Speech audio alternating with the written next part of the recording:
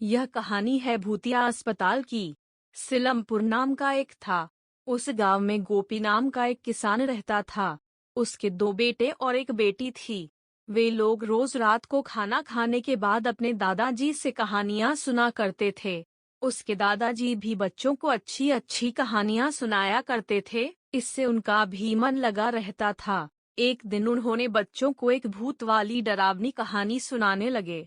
उन्होंने बताया कि मैं आज तुम लोगों को जो कहानी सुनाने जा रहा हूँ वह बहुत ही डरावनी और सच्ची घटना पर आधारित है।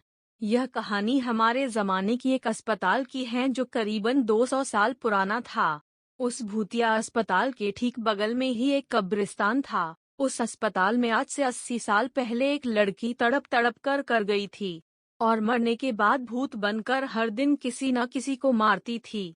रात के समय में जो भी उस रास्ते से होकर जाता था वो कभी भी वापस अपने घर नहीं जाता था।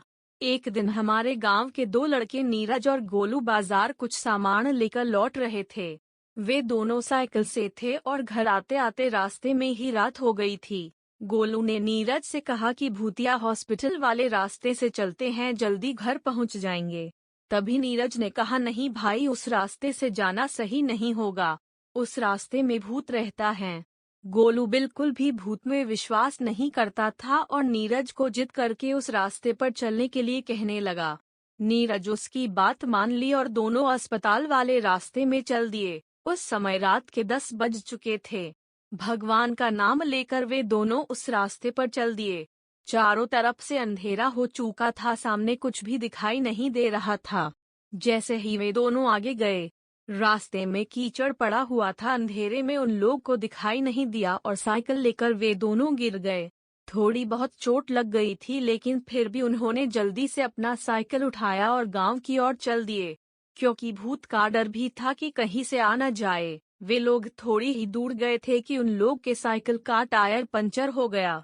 नीरज बोला, डैश भाई, मुझे तो लग रहा है इस जगह में कुछ तो गड़बड़ है, हम लोग वापस लौट चलते हैं। लेकिन गोला बोला ऐसा कुछ नहीं, चलो चुपचाप, कुछ गड़बड़ नहीं है। फिर वो दोनों आगे बढ़ गए। फिर कुछ दूर गए तो किसी छोटे बच्चे की रोने आवाज सुनाई देने लगी। इस बार गोलू भी बहुत डर गया था। उसने नीरज से कहा, डैश, तुम्हें किसी बच्चे की रोने आवाज सुनाई दे रही है क्या? नीरज बोला, डैश नहीं भाई, लगता है किसी जानवर के रोने की आवाज होगी। फिर उस आवाज को अनसुनी करके दोनों आगे चल दिए। कुछ देर बाद फिर वो आवाज सुनाई देने लगी। दोनों एकदम बुरी तरह से डर गए थे और वे लोग अपना कदम तेजी से गांव की ओर बढ़ाने लगे। थोड़ा आगे चलने पर एक पीपल के पेड़ के नीचे एक बूढ़ी औरत दिखाई दी। उसके सफेद बाल, सफेद साड़ी और डरावनी आंखें थी। उसे इतनी रात को अकेली औरत को देखकर उन लोग के रोंगटे खड़े हो गए थे। उन्होंने पीछे मुड़कर देखने का सोचा, तभी वो बुढ़िया आवाज लगाई, रुको बेटा, मेरी थोड़ी मदद करो, मुझे ठीक से दिखाई नहीं दे रहा है। भूतिया हॉस्पिटल, तुम लोग मुझे उस हाईवे तक का रास्ता दिखा दोगे क्या? उन लोगों ने डरते डरते उस बूढ़ी औरत के नजदीक जाकर उससे पूछते हैं, कहाँ से आ रही हैं आप, वो भी इतनी रात को?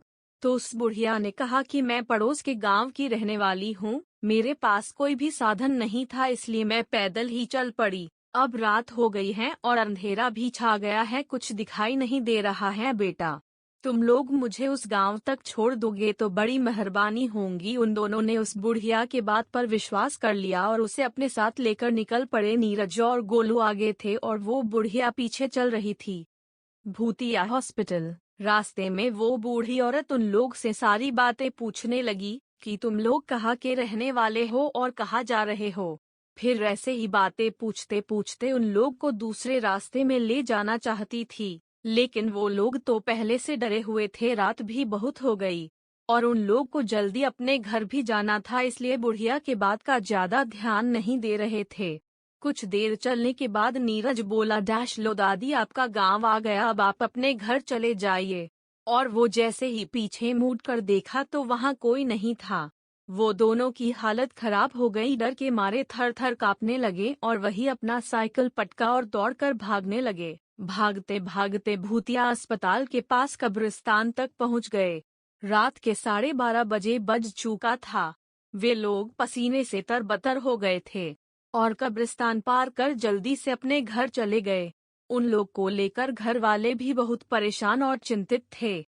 फिर उन दोनों ने अपने घर वाले को सारी बातें बताई जो उनके साथ हुआ था, और तब से रात के समय में उस रास्ते से कभी नहीं जाने का फैसला किया।